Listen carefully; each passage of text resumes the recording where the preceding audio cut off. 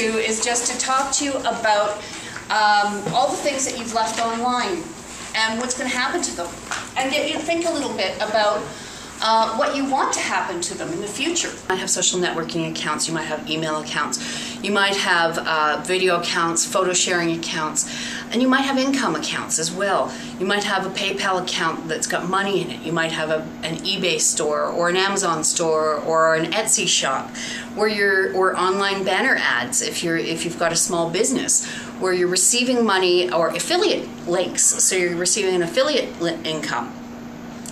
Likewise, you might have accounts that you're paying for instance, domain registration and hosting and paid Flickr accounts, paid Vimeo accounts. Anything where you're paying out or you're receiving money in, you need to pay extra special attention to, because once you die, your credit card becomes canceled and those paid accounts will become void.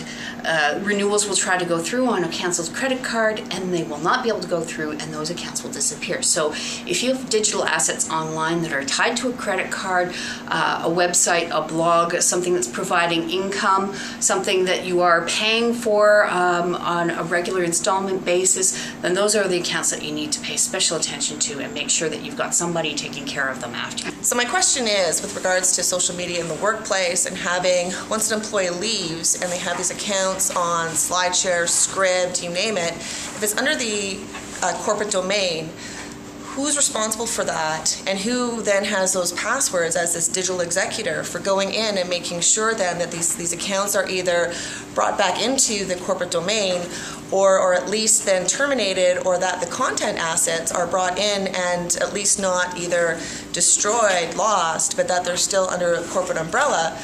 But then as well, when you start looking at all of these things that are out there, who's responsible for it? When does it become a compliance issue where you have a corporate record? I mean, is a tweet something that's a record that needs to be maintained under a records management policy? In regards to the question about who's going to be the executor of corporate accounts when somebody passes away, it's a difficult situation because it depends, quite frankly, if the corporation has access to those accounts or not. If they don't already have access through a network, a corporate email account, and the person has registered corporate accounts under their private email addresses, it makes it very, very difficult. And this is another reason why it's very important for corporations to have a social media policy in place so that they can actually safeguard against any sort of situation where they lose control of the corporate identities online.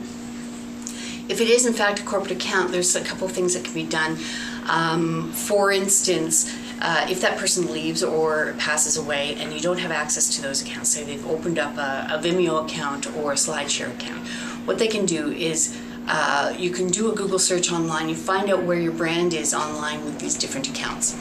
Once you find out where they are online, then you can go to your IT department and you can say search through the email records for this account and see if there are any registration emails for these different services. And from there, hopefully you'll be able to find out what's been registered and where, and do a password reset on them. You should be able to do a password reset. Actually, yes, you can do a password reset anyways. So once you've got the corporate account, corporate email address, you can go into any of those services, request a password reset. You get your IT department to issue a new password to that email address so that then you can go in, receive the password resets, and then you've got control of your accounts. Sure, I recommend appointing a digital executor. Now, there are 3 different types of digital executors you might want to consider appointing. For the most part, everybody will have somebody to take care of their family business that might be online, their photographs, their videos, that sort of thing. But perhaps you also have work-related things if you own a small business, or if you're if you have a digital presence on behalf of your corporation, you might want to appoint a digital executor to take care of your business things. Now, there's a third aspect to this, which is a little bit unseemly, which is many people will have an alternate account that is actually something that they don't want their families to find out about. Now, perhaps it's because They have interests online that they don't want their families to know about. There's also a concept called a porn buddy, which is in life, if you die, you have a buddy who knows where your porn is, and they go and they can clean it out after you're gone, so that your family doesn't find it.